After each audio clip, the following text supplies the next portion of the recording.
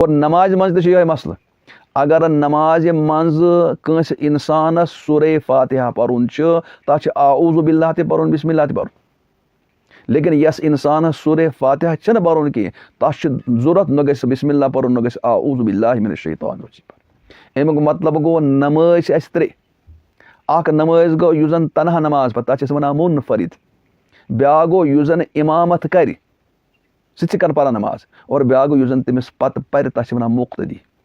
इमामस सूरे फातिहा परुन और मुनफरिद युस जन तनहा नमाज तस सूरे फातिहा परुन। इसलिए ये कुंज परो नमाज में सुब्हानक अल्लाहुम्मा बिहम्दिक व तबारक अस्मुक व तआला जद्दुक व ला इलाहा गैरुक इमाम सबस पर अम पत आऊज़ु बिल्लाहि मिनश शैतानिर रजीम बिस्मिल्लाहिर रहमानिर रहीम तम पत पर सूरे फातिहा। युस जन तनहा नमाज पढ़न वोल आस कुन जुनई तस तह गोड़ कुंज पढ़ी तकबीर पत कुंज पढ़ी सुब्हानक अल्लाहुम्मा तम पत आऊज़ु बिल्लाहि मिनश शैतानिर रजीम बिस्मिल्लाहिर रहमानिर रहीम तम पत कर अल्हम्दुलिल्लाहि रब्बिल आलमीन।